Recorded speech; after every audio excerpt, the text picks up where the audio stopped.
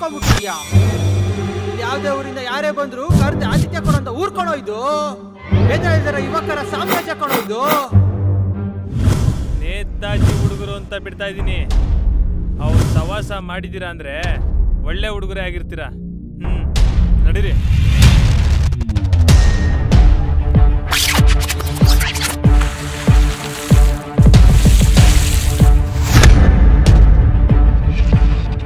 ತಾಯಿ ಜೊತೆ ಜಾಸ್ತಿ ಬೇರಿರಿ, ಅವಾಗ ಗೊತ್ತಾಗುತ್ತೆ ಹೆಣ್ಣಿನ ಬೆಲೆ.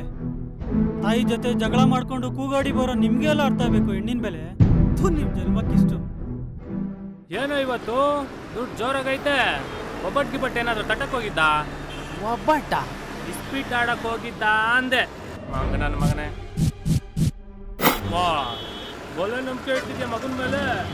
ಅವ್ನು ಬಿಟ್ಟಿಲ್ಲ ನೇತಾಜಿ, ನಾನೇ ನೋಡಿದ್ದೀನಿ ನೆನ್ನೆ. ಬೇರೆ ಯಾರನ್ನ ನೋಡಿರ್ಬೇಕು, ಅವನಾಗಿರಕ್ಕೆ ಸಾಧ್ಯವೇ ಇಲ್ಲ. ನಾವೇ ಹೇಳಿ ಬುದ್ಧಿ ಕಲ್ಸಕ್ಕೆ ಅವನಿಲ್ಲ ತಮ್ಮ ಚಿಕ್ಕ ಮಗನ. ಹೇಳಿ ಕಲ್ಸಿದ್ರೆ ಇನ್ನೂ ಜಾಸ್ತಿ ಮಾಡ್ತಾನೆ ಅವನು. ಇನ್ಸ್ಪೆಕ್ಟರ್ ಧರ್ಮನ್ ಕೈಲಿ ಧರ್ಮದ ಎತ್ಬಿಟ್ಟು ಜೈಲಿಗೆ ಹಾಕಿದ್ರೆ ತಾನೇ ಬುದ್ಧಿ ಕಲಿಸ್ತಾನೆ. ಪ್ರಮೋದ, ಯಾವುದೇ ಕಾರಣಕ್ಕೂ ಪೈಸೆ ಬರಬಾರ್ದು. ಸರಿ ಅಣ್ಣ.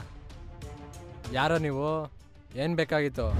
ನಾವು ಸುಭಾಷ್ ನಗರದಿಂದ ಬಂದಿದ್ದು ಬಾಯ್, ಸ್ವಲ್ಪ ಮಾಲ್ ಬೇಕಾಗಿತ್ತು. ಇಲ್ಲೇನಾ ಸಪ್ಲೈಗ?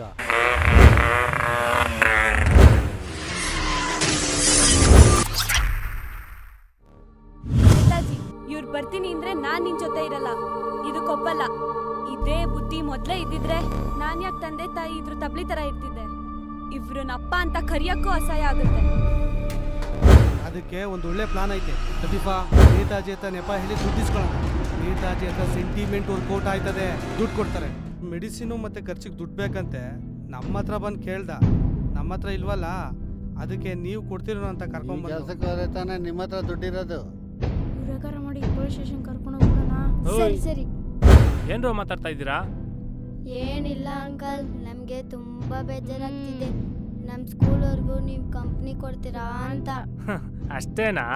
ಸರಿ ಬನ್ರಿ, ಆಯ್ತು, ಬರ್ತೀನಿ ಜೊತೆಗೆ. ನಿಮ್ಮಂತ ಅಣ್ಣ ಎಲ್ರಿಗೂ ಸಿಕ್ಕರೆ ಎಷ್ಟು ಚೆನ್ನಾಗಿರೋದು ಗೊತ್ತಾ? ಯಾವ ತೊಂದ್ರೆನೂ ಇರಲ್ಲ. ಸರಿ ಅಣ್ಣ, ಬರ್ತೀನಿ. ಬಾಯ್ ಬಾಯ್ ಅಣ್ಣ. ಒತ್ತಿ ಒತ್ತಿ ಹೇಳ್ತಾಳಲ್ಲಪ್ಪ. ಪ್ರಕಾಶ, ಪ್ರಮೋದ ಇಬ್ರು ವಿನೋದಂಗೋಸ್ಕರ ಅಡೇಪೇಟೆಯಲ್ಲಿ ವೆಯ್ಟ್ ಮಾಡ್ತಿರ್ತಾರೆ. ಗಾಯತ್ರಿ ಸ್ಟೋರ್ ಹತ್ರ ನನ್ನ ಫ್ರೆಂಡ್ ಅವನೇ. ವಿನೋದ ಬಂದ ತಕ್ಷಣ ಮೈಕ್ರೋಫೋನ್ ಫಿಕ್ಸ್ ಮಾಡು ಅಂತ ಹೇಳಿರ್ತೀನಿ. ಅಲ್ಲಿಂದ ಫೈಸಲ್ ಹತ್ರ ಹೋಗ್ತೀರಾ, ದುಡ್ಡು ಕೊಡ್ತೀರಾ, ಮಾಲ್ ಇಸ್ಕೊಂಡು ಅವನ ಹತ್ರ ಮಾತಾಡಿ ನಮ್ಮ ಗೋಲ್ಡನ್ ಕಾಂಪೌಂಡ್ ಒಳಗಡೆ ಕರ್ಕೊಂಡು ಬರ್ತೀರಾ.